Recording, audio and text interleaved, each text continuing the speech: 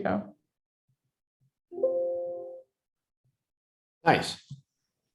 Okay, so we'll go ahead and get started. Thank you everybody for joining us. And just a little bit about ElderWorks first. We are a nonprofit and we help with senior living coordination, advocacy, and education.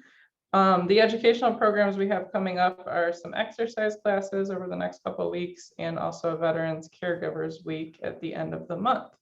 So thank you, Dave, for joining us today for Live Beyond Default.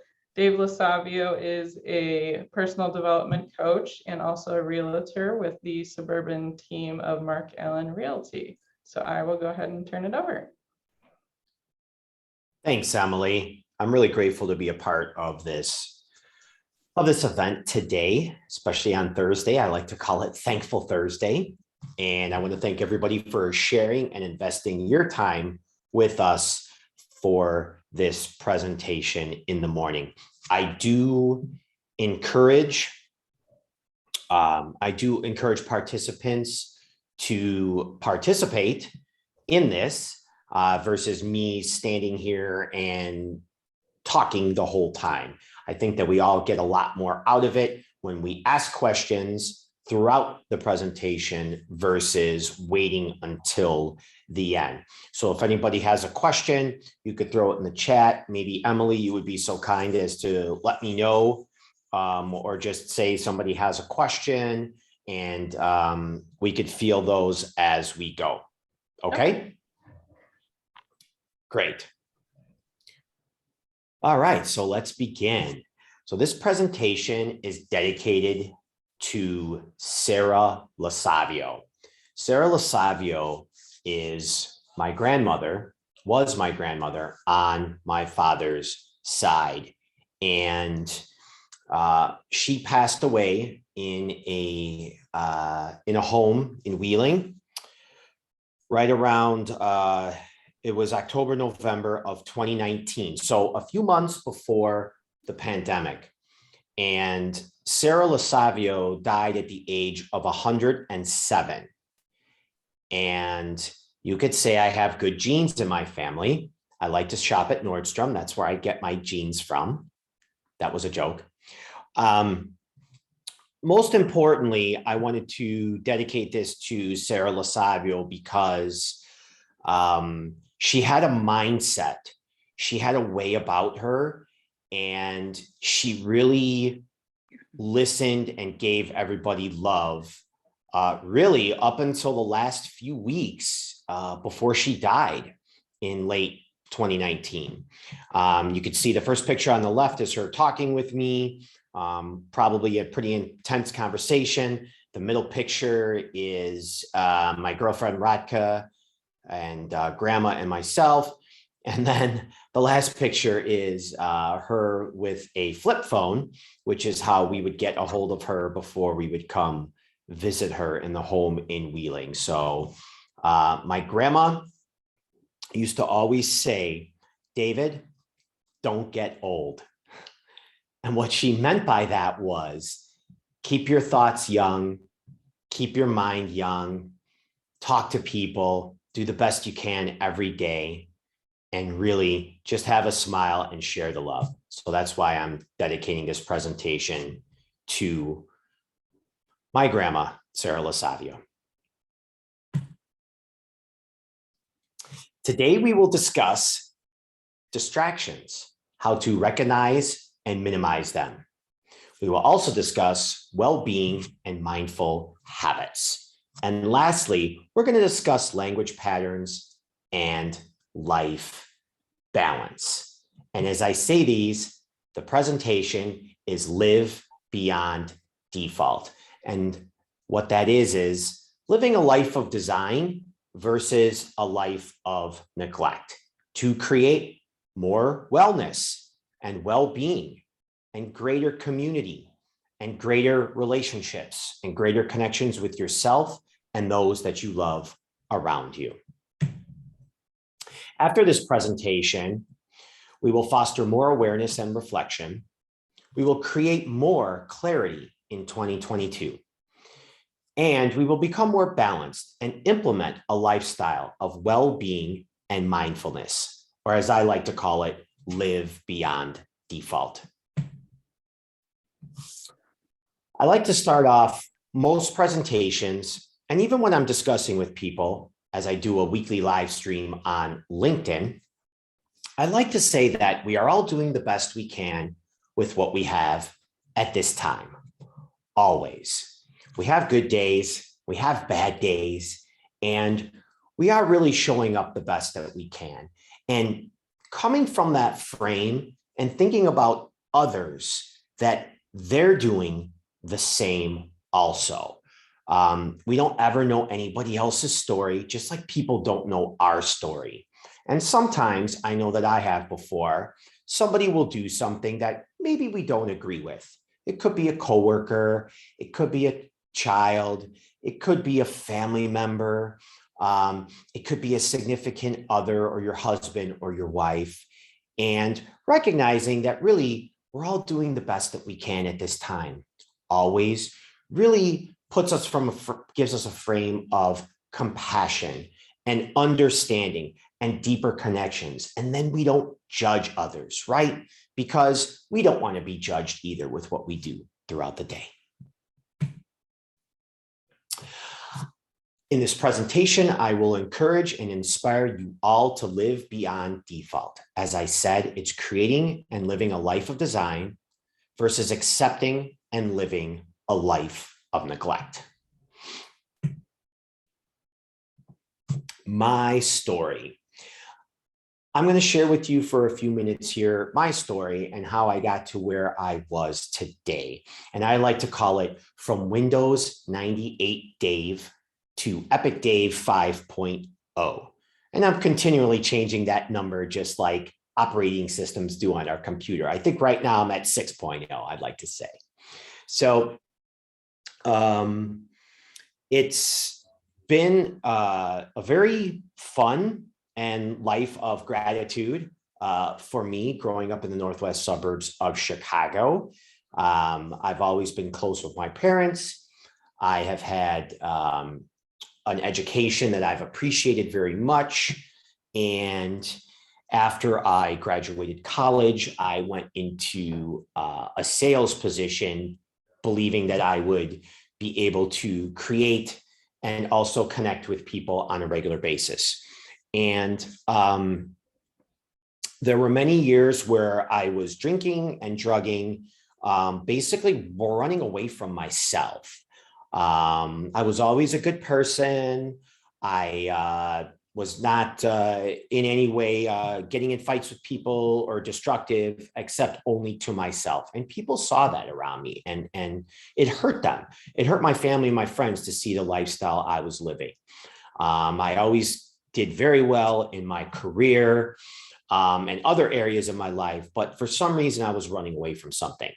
So Thanksgiving weekend, 2014, right about 7.5 years ago, I woke up one morning and I just decided that I wasn't feeling very well and something had to change.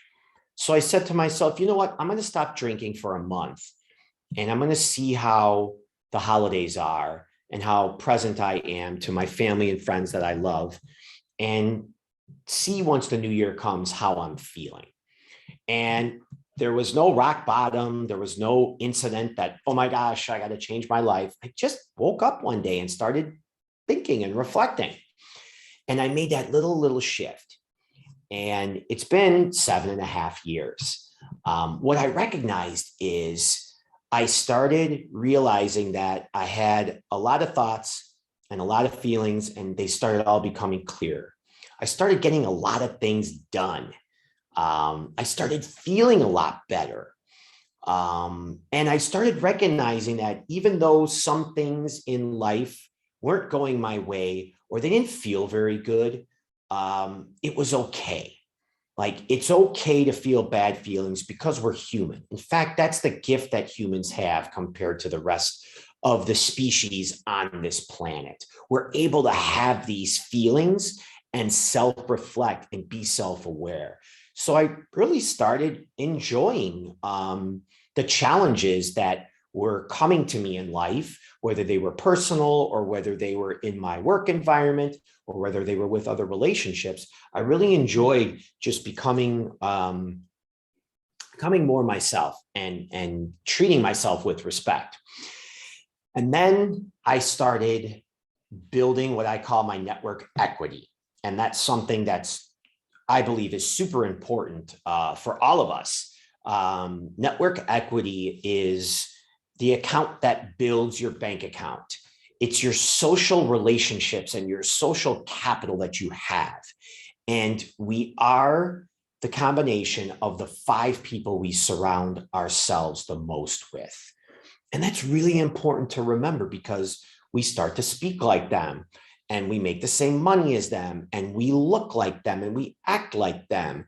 And we begin to see how, as humans, we coincide in these tribes, and the people that we're around really have a difference on us. So I started recognizing how important that was in my life, and I started changing that.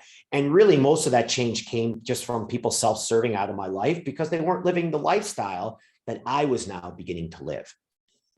And then lastly, there was a few years later where I started feeling like maybe a lot of things with all these changes I did, I was like, well, how come I don't have better friends, or how come I don't feel this better? Or I kind of got in a little bit of a woe is me mode after a few years.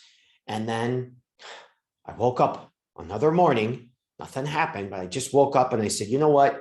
From now on, I'm going to give. I'm going to always come from a frame of giving. I'm going to never look to take anything from anybody. I'm going to collaborate, and I'm going to just create more abundance and add value to people's lives. And Thanksgiving weekend 2014, stopping drinking and other bad habits after that started falling off. And then building my network equity and the people I surround myself with, and then coming from a frame of giving, collaboration, and abundance were my major shifts in my life that bring me here today, speaking with you. So thank you. And of course, if anybody has any questions as we're going along, please put them in the chat, and Emily will kindly say, Dave, there's a question, and we'll answer. Okay, so let's start off here. Start off with distractions. As I said, this is going to be the first part of our presentation, and distractions, in my opinion, are something that we deal with every day. And it's really important to recognize what the distractions are in our life, the common patterns that we have around these distractions, and the ways to reduce or eliminate these distractions. Now, distractions are different for everybody. And again, we're not pointing a finger at anybody saying, what I do is better, what you're doing is wrong. We're always coming from a place of love and understanding, and we're just sharing resources and ideas. So before I throw up this list, I would like everyone in the audience to write down 1 or 2 or 3 distractions that you all may have. And should be pretty simple to come up with, but maybe not. So write down 1 or 2 or 3 things that you have, and I'll start going through the list.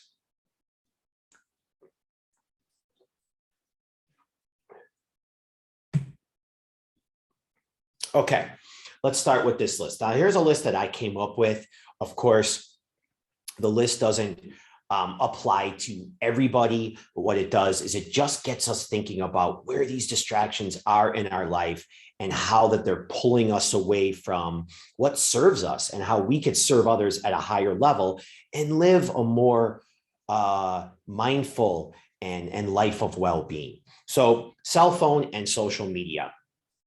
We have many supercomputers in our hands after the late 90s and the early 2000s. And we never had these before.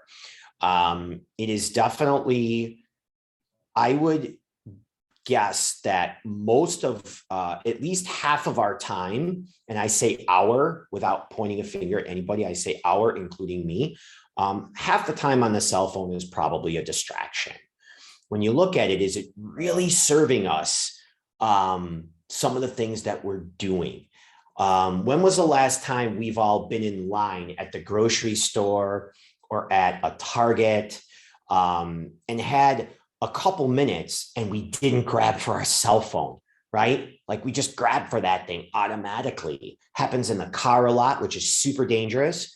It happens when you're eating with family and friends, you have your cell phone there. I would challenge and say that at least half of the time when we're on our cell phone, it's probably a distraction. It's a distraction from the present moment and the people that we love. Shopping, that's a big one. Think about that. Like shopping is an emotional, it's definitely an emotional connection. And now it's so easy because we can shop with 1 or 2 or 3 clicks on Amazon or Costco.com or Sam's Club or any of the other online stores, and really get whatever we want within a couple clicks and have it delivered within 1, 2, or 3 days. Shopping could be a distraction. Being busy. This is one that I love. That word busy, think about it. When somebody says to me, when I ask somebody, how you doing? And they say busy, right? Back in the day, excuse me, people used to say fine or well, or hey, I'm doing okay. Now they say busy. What does that really mean? Does busy mean productive? Does busy mean you're moving yourself forward in your relationships, in your finances, in your spiritual life, in your emotions? I'll challenge and say that it isn't. Usually busy is these lists that we check off, and I do the same thing to make us feel good, like we're getting stuff done. But are these things that we're getting done really moving us forward with what's most important in life? So think about that. And so when somebody says to me that they're busy, I say, oh, so you must mean productive. And then they say, well, and then we start to talk, and then we get to the real thing and what it is. People could be a distraction too. At times in the office or in certain places, you want to be around people. I know I do all the time. And people could be a distraction at times. As much as we want that human connection, there is a time and a place to be doing what's important and recognizing that sometimes people could be a distraction in our lives. Drinking and drugging. I'm not here to judge about how anybody lives their lifestyle with anything that I talk about. I happen to recognize that it was taking up a part of my life that I didn't like, and it no longer served me. So I walked away from that. Compulsive working could be a distraction also.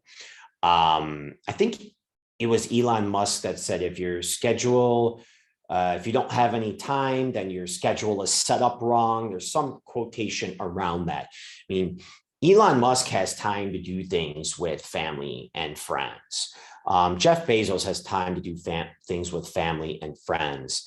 And so many others who are doing a lot make the time, and they delegate things to other people. So sometimes compulsive working sometimes could be a distraction because we're running away from other things in our lives that really need attending to.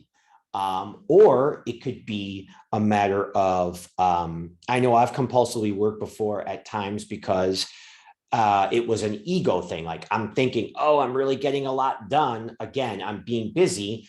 And then I recognized that a week or two later, the needle didn't really move forward in the behaviors that would serve me the best or serve my clients the best. Television, you know the stats of how much television people watch. I haven't had TV in my house for over 6 years. I watch a little bit of YouTube. I watch a movie on Netflix once or twice a month, very rarely. And I get people asking me like, you don't have TV, what do you do? And I usually say, yeah, what do I do? Say, what do you do? Or how do you get what you want to get done during the day if you're watching TV at night? So it's such a different frame not having TV in the house. And I don't know what the statistics are. I don't even care. I know that TV is watched a lot, right? And again, we're not throwing a stone here and telling people how to live. We're just going through distractions. We're being self-reflective, and we're doing our best to live beyond default. If you're just joining us, we're going through distractions right now. Thanks for getting on the call. And this is interactive. So if you have any questions, put something in the chat and Emily will reflect that question back to me. Organizing. Organizing can be a distraction. Now we know that there's times when we really do need to organize. Maybe we're moving out of our home. I get that a lot in the real estate world. Maybe we're doing some spring cleaning, and maybe things are a mess with the kids and we need to organize. At the same time, organizing could get compulsive and can be a distraction. Eating. I know that I emotionally eat at times, and that's not an easy thing to stop doing because we need to eat to live. So eating can be a distraction too. I know a lot of times if I'm not feeling good, I like to go out to eat because I feel like I'm having fun. And then I recognize the next day, I'm like, I really didn't need to spend that money, and maybe I could have been reading or doing something else. Here's another one, getting enlightened. So that's a very easy way to being on the path of personal growth and development could be a distraction in itself. And I've noticed over the last 7, 8, 9, 10 years that you can get into these patterns of just learning all these things and reading all these books, but you're not really applying what you're learning. You're not really leading by example and sharing with others what you do. And I've been in that situation before. So okay, does anybody have any questions about distractions, or does anybody want to share 1 or 2 distractions that maybe they have? Vaseem, you had shared some in the chat. Did you want to unmute yourself and you can share with us? Yeah, one of the distractions I have is to please people. So go out of my way to please people. So I end up overdoing stuff, and then it's to my detriment. So it's a distraction for me to constantly be pleasing people, okay, cooking for people, doing things for people, to my own detriment. And the other one is online games. Thank you for sharing that. So pleasing people and online games. And that's a big share because I can relate with you about the people pleasing. We do want to please people. That's part of our tribe mentality, and it's natural. Sometimes when we do things for others too much, it could be a disservice to them because we're not letting them step up and be the best people they can. It could become a codependency situation. And like you said, it takes a lot of our time when we're people pleasing. So setting boundaries on ourselves, and that could be the same with online gaming. Doesn't mean that online gaming is bad. It means that if you recognize that you're spending hours and hours a day doing that, it's probably not the best thing. And the self-reflection is the first part of it. So that's really big of you that you shared. Thank you. Perhaps we just I like putting boundaries on things. So perhaps we just put a boundary on that and say, yeah, it's okay that I'm doing this. I'm having some fun. It's giving me a break from work and from other things in my life. But perhaps I only online game for a half hour versus an hour and a half. Does that make sense? Anybody else? Grace, did you want to share yours? Can you unmute yourself?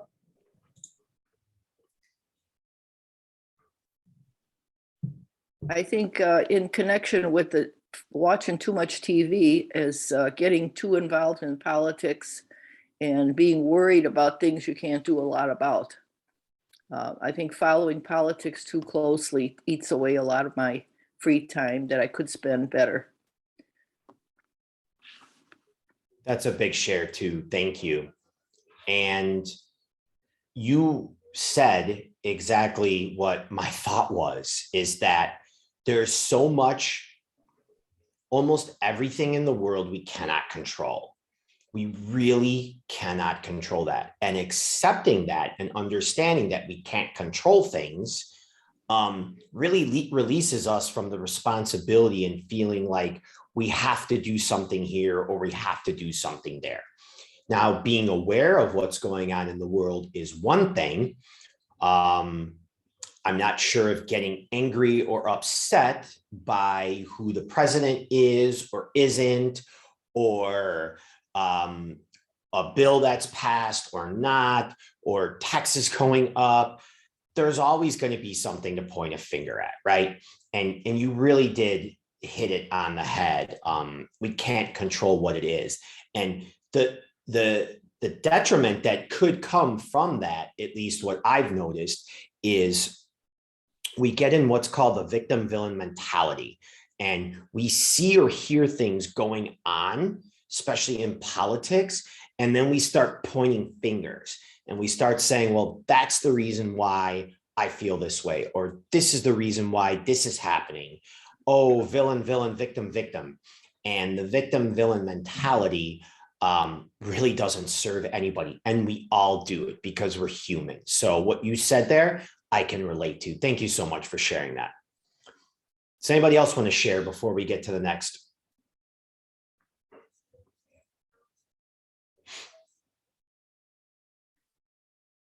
All good? Thanks, Emily, for feeding those questions. I appreciate that. Sure. Okay, so we started discussing about distractions. Now we're going to go into well-being and mindful habits. And again, we're all doing the best we can with what we have. And I'm sharing some of the behaviors, some of the habits, and some of the processes I've learned along the years in my journey and that I've applied in my life. And perhaps you have some that you would share too during this part. So first, we'll start with the behaviors and techniques. Next, tracking your progress. And lastly, connecting to your big vision. So let's start out with behaviors. Excuse me, morning and evening practice. This is a really big one. What do you do when you get up in the morning and what do you do before you go to bed? So I like to think of it as bookends in our day. Those are really the times that we can control what goes on in our life. So maybe in the morning before the kids get up, we could do something like stretch. We can do some basic exercises, a little bit of stretching. We can read 10 pages. We can meditate for 5 minutes. We could do some breathing exercises. All of this is free, doesn't cost any money. In fact, it's investing into your well-being. And it is proven that high performers, mindful livers, happier people have a morning practice. And again, it's free. Morning practice could be 5 minutes. It could be a half hour. I know some people that have a morning practice that's almost an hour every day. Evening practice. So how are you ending before you go to bed? Are you dimming the lights a little bit?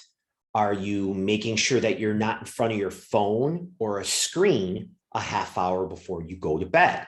The blue light suppresses the melatonin in your brain, which is supposed to come out and help you fall asleep. Are you sharing gratitude with yourself for what you accomplished and who you love throughout the day? So when you do go to bed, that's what's in your mind and you're sleeping restfully. So there are things that could be done before you go to bed. 3 pillars of energy: water, sleeping, and deep breathing. So those three things, staying hydrated, getting regular sleep, and then lastly, deep breathing, are three simple, free techniques that will bring more mindfulness and well-being and health to your life. Being present and listening. This is really something that I've always been challenged with, because when someone's talking to me, I want to start talking back and I want to start answering. And I know we've all been there before. So really listening when people are in front of you and being more present brings about well-being, and it fosters a deeper relationship with that person that you're in front of. And there's a few little things that you could do with that. First of all, if you find your mind wandering, check in with yourself and do some breathing.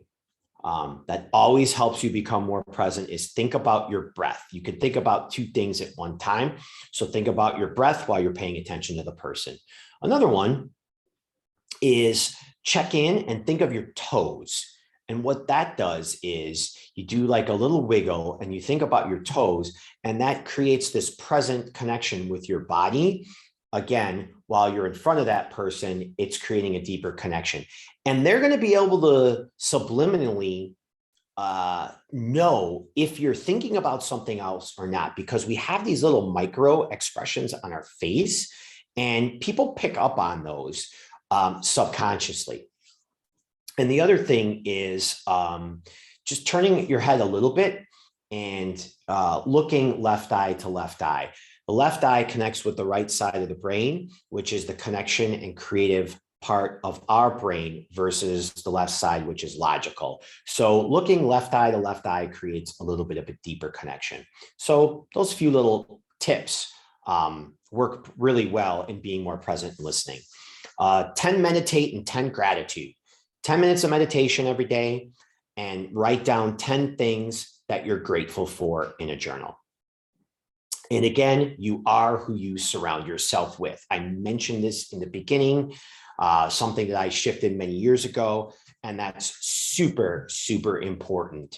That is one that I will continually discuss with family, friends, coworkers, and throughout this presentation.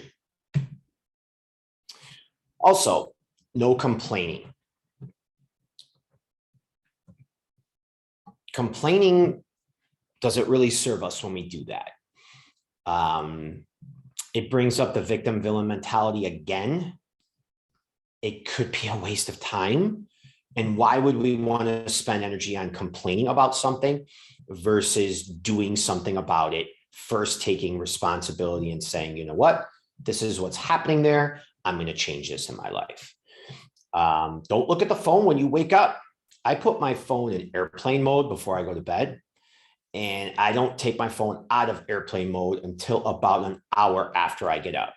Now, I understand that if we have loved ones who are maybe sick or we're caretaking for, or we have kids, it's a little bit different. You understand the point that I'm making, those, like waking up and grabbing our phone and looking for emails right away. Is that really serving? Is that really the best reactive way to wake up? Or is it better to be proactive when we wake up and be on our own time? So again, like I said, that's a balance when we have others that might need to get a hold of us. I completely understand. Cold water at the end of the shower. This is a fun one. So the cold water stimulates a lot in our bodies, and it stimulates our immune system and so many other things besides just waking us up.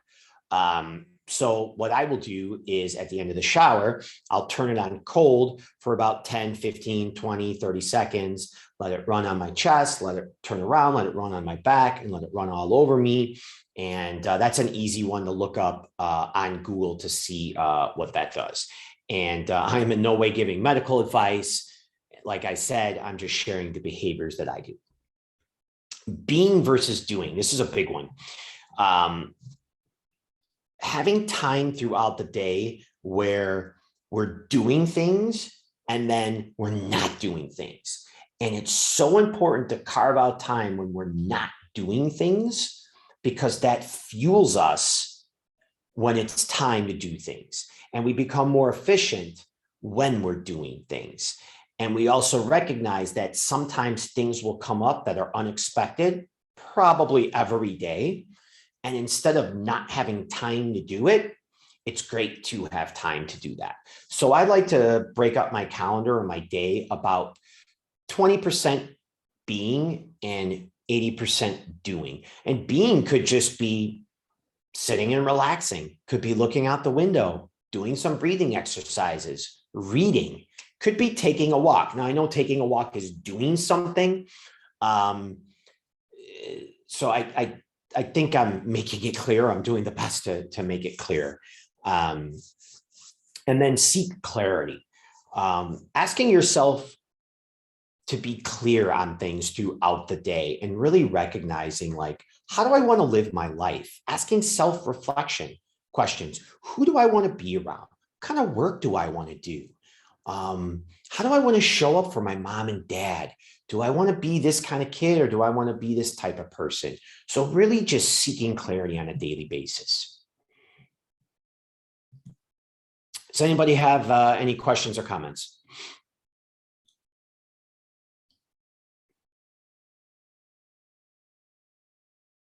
No questions? Okay. So here's a little sheet here that I find to be fascinating. I call this slight edge habits. So if you can see that, if you are doing the same thing every day times 365 days, you are going to end up being the same 365 or a year later. Now, one little shift. So look at the next line, 1.01. It's like a 1%, a slight change in what you do daily, compounded 365 days equals 37.7. So do the numbers really, does this 37.7 matter? It doesn't. What matters is that little slight change that you do. Mine happened to be November of 2014. My slight change was to stop drinking for a month, and it's been 7.5 years. And so many other things have happened because of that. But this could be applied to anything, just making a little slight change, but doing it every single day. And that's why I say here, embracing the mundane. Sometimes these behaviors and habits, they get mundane. They're not fun. I get it. At the same time, fun versus long-term happiness is a big, big difference. And a lot of times doing those things that aren't really fun up front create long-term happiness later. Like investing your money versus spending it on something. It creates long-term happiness. Going to the gym maybe isn't the funnest thing to go do, but after doing it for a month or two, it's creating long-term happiness. So think about it like that. Playing the long game. We like to think of things as not instant. Embracing delayed gratification, playing the long game, really understanding that even though that Amazon can deliver in 2 days, it took 20 years to get to that point. So we live in this world of instant gratification, and it's not really like that. It just feels that way because so much around us tells us that that's the way that it is. So playing the long game. The rule of 72 has to do with investing and compound interest over the years. And lastly, pick 1, 2, or 3 and do them. So what that means is really just narrowing down what habits or where you want to focus in areas in life.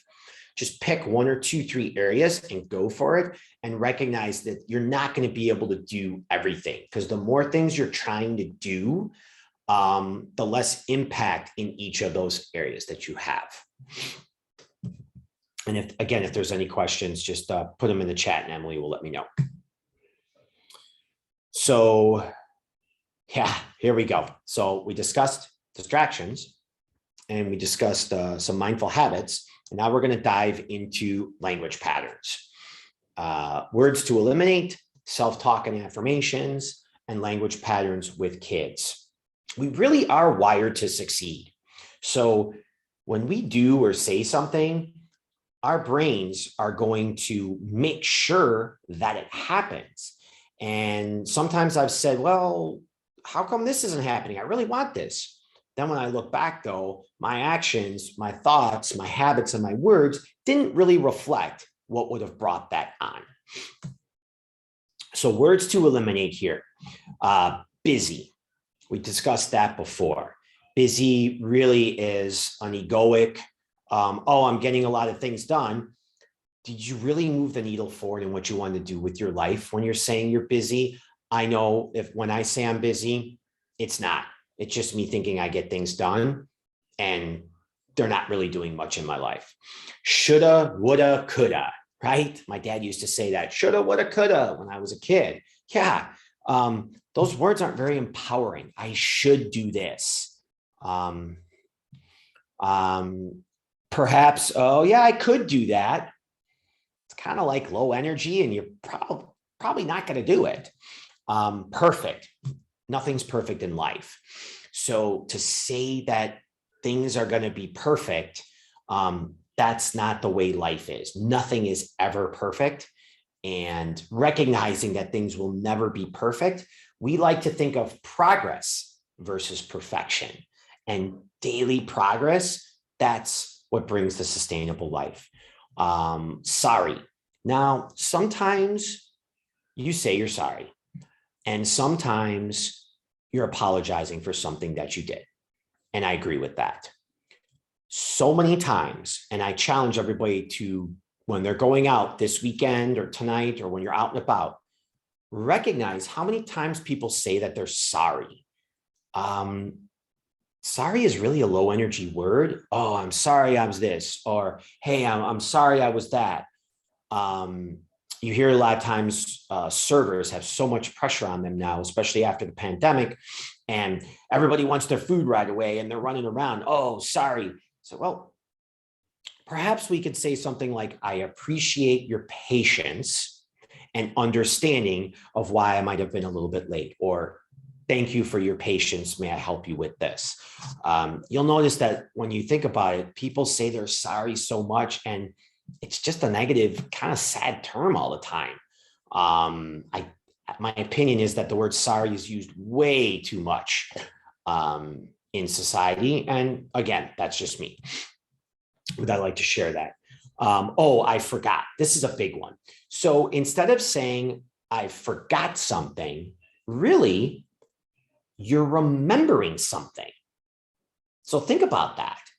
Oh, you come back in to get your hat. It's like, you know what? I remembered to get my hat. You didn't forget. You just remembered it. And maybe you didn't remember it earlier. So putting that word in your brain, forgot, like busy, like perfect, like sorry, it's programming our minds every single day to go down these paths that really aren't sustainable. Language patterns for kids.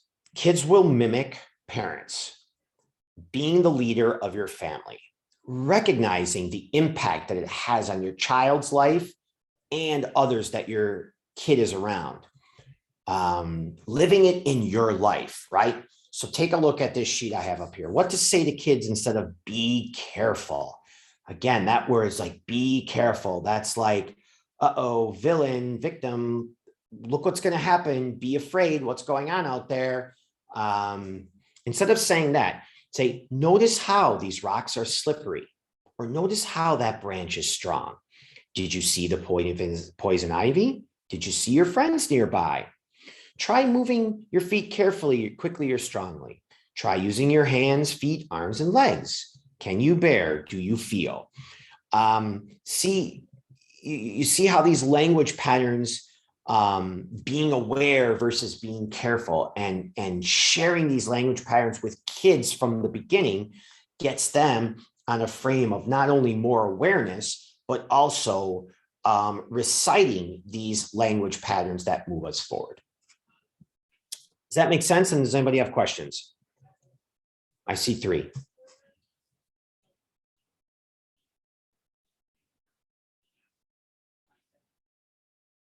Emily, any questions?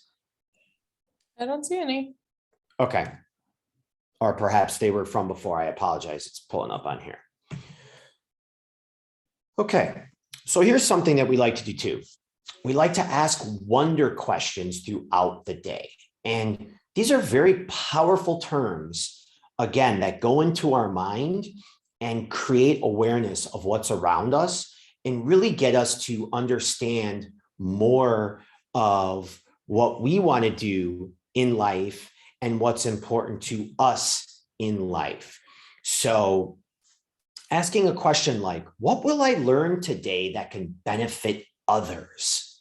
Like, even saying that sounds good. It sounds empowering. It sounds live beyond default.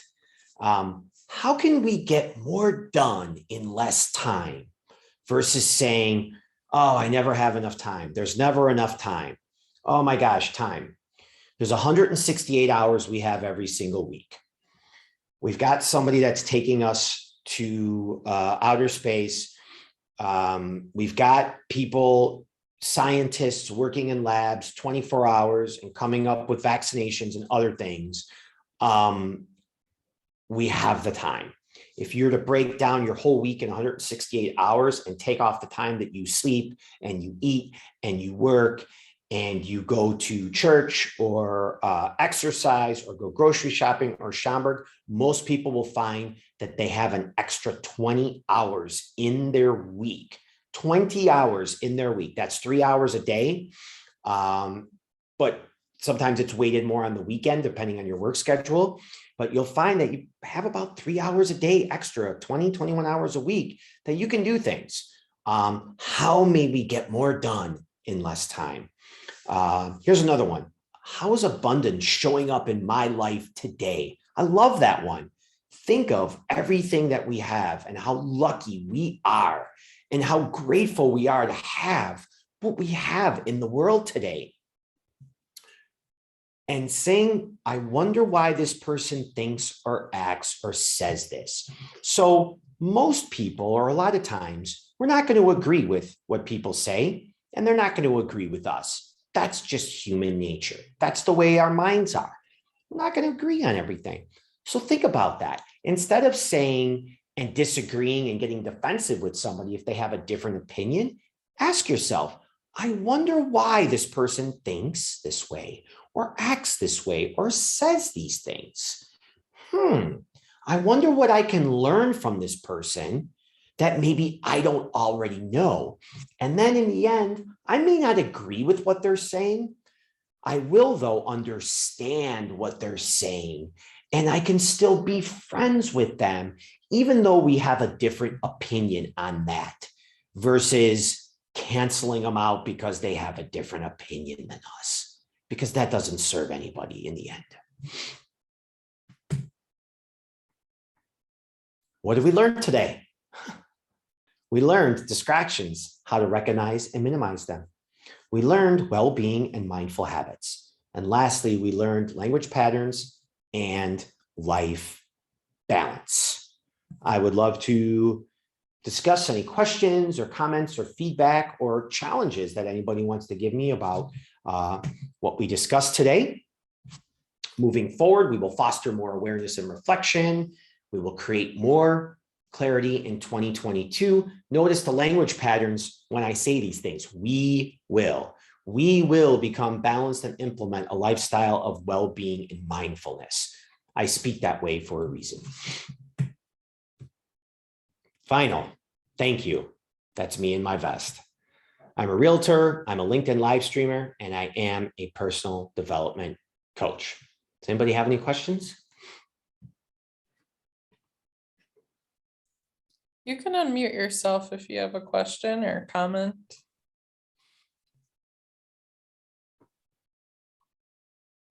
I think they were all good reminders on how we could live our lives better. Sometimes we forget about the important things, and I think the clarity point is well taken, that we have to think about our day and make it better. consciously. Thanks a lot, Dave. Thank you. And I'm doing the best I can too. I'm challenged with these things all the time. I wanted to thank you also. These are all very good reminders, and we all need those at least once a year, I think. It's very insightful. It's a very clear presentation, and I learned several things and was reminded of many things. So thank you. Thank you for sharing that.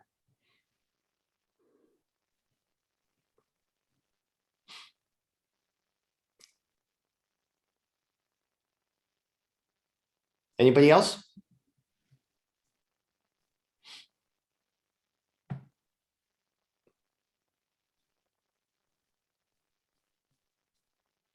Okay. Well, if there's no more questions, then that concludes our presentation today. And again, I appreciate and want to thank you for sharing your time with me today, investing time in yourself and recognizing that little things in our lives and just being aware of them really does make a difference, not only to ourselves, but to those around us. And I recognize that when I said in the beginning, as I dedicated this to my grandma, Sarah LoSavio, who died at the age of 107. The last few years that she was alive, I became really close with her and recognized how important relationships are, how important behaviors, thought, language patterns, and that, you know, her and I didn't agree on a lot of things, but we still loved each other. And we still talked about these things. And at the end of the day, we were both doing the best that we can. So I know we're all going to do the same. Thank you all. Thank Dave, you we for did your have a question if they could have a copy of the PowerPoint. Sure. You have it, don't you, Emily? Yes, you're fine if I share it with everybody. Share it with everybody. Okay, great. good. We are also recording this. This will be on Facebook and YouTube on the Elderworks channels. So if you want to send it to anybody or go back and look at anything, you can do that. Wonderful. Thank you so much. Thank you. Thanks, everyone. Thank you. You're welcome.